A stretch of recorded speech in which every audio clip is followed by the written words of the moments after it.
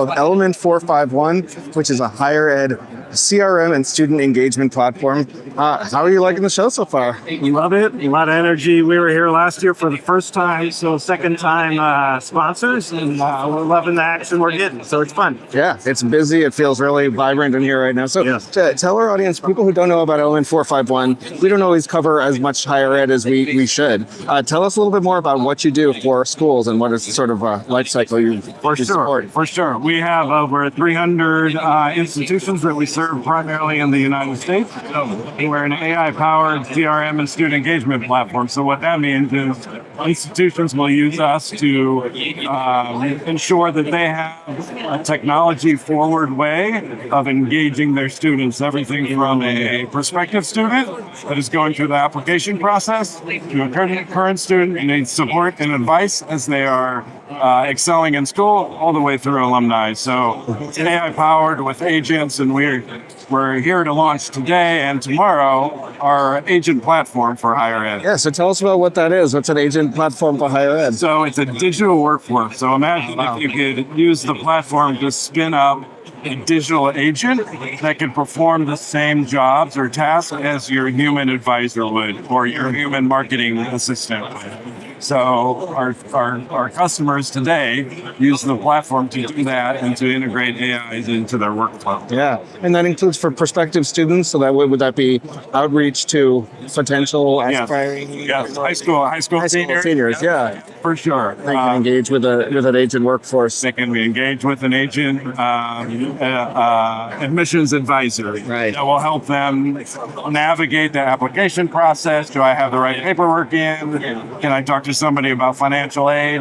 And can it also speak to my mother who needs to speak Spanish because she's a native Spanish speaker? Right. So all those things that a human might not have the 24-hour cycle to be able to do, an agent can do it 24/7 in any language and never complains about it. Right. And doesn't need a whole lot of training, or you train it once. Yeah, and train it once and it does the same thing every time. So higher education is obviously in a very odd, it's just a crazy moment for higher ed. There's a lot of funding changes, regulatory, confusion. But I imagine that one of the things they're thinking a lot about is how to keep all the things they're doing running, but keep costs down to make sure. Yeah. So I would imagine that's like when you go and talk about this agent workforce and be able to expand your capacity with, less. I'm sure you got a receptive audience. Yes. Indeed. Essentially, you are able to, like you said, scale and expand, especially at times where you're going into application season. So typically, you would hire on more staff to read applications, to score them, to get everybody through the admissions program.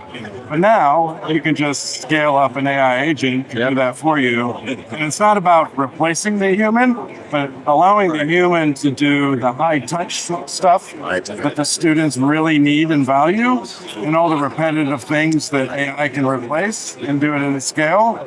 That's what you would spin up. So it's amplifying the human staff rather than replacing it. It makes sense. So when you talk about spinning up an agent, I think, everybody is starting to think about their agentic strategy. We've heard that a lot here.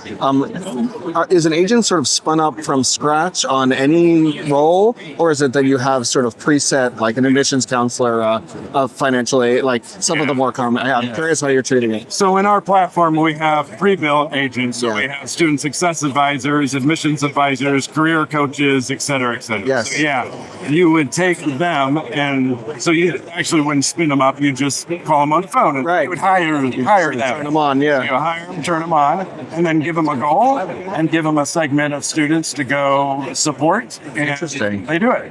And they do it until that goal is, or that objective is obtained, and then they go to sleep and wait for you to hire them again. Right. And what do they need to be trained on to be able to work in this particular university's capacity? So I'm sure they have a generalized skill set and then specific, depending on the school. So the nice thing about the platform is it has a whole set of skills: appointment setting, surveys, campaign building, email communications, SMS. It can tap into all those skills to be able to custom personalize outreach to the student when they need them. Yep. And it also can tap into the full history of the student's student's interaction, so it can tell, hey, this student really doesn't open emails until after 8 at night. Right. So it wouldn't send an email until after 8 at night. Right. And it can do that at scale. Interesting.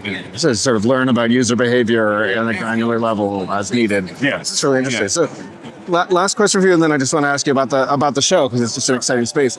We've covered the sort of mega university. Excuse me. We've covered the mega university trend for the last few years. The WGUs in Southern New Hampshire's and the idea of certain schools, Purdue, have been able to go really, really big by sort of streamlining their academic offering, but expanding their student success supports because they're for non-traditional audiences. Yeah. And I'm curious, just with Element451, it feels like there's a natural match to that because you're basically creating all of this additional support system, or potentially. Yes. I know that I just named a couple of schools, but I'm curious how Element451 meets this sort of somewhat alternative or challenger university status. Our vision is to fulfill the full student life cycle. Yeah. So whether it's recruiting and trying to enroll more, to your point, all institutions really now are shifting from an enrollment conversation to a retention conversation. Exactly, right. So right. How do I ensure that the students that are enrolled, that we believe will be successful, remain in school, remain tuition-paying students? And yes, there's a huge focus on our platform and the agents that you can deploy, as well as our customers, on figuring out that retention equation. That makes sense. And it could be sort of a stack where there's different kinds of outreach, Yeah. and a human would be Yes. involved when Yes. you really need to, Yes.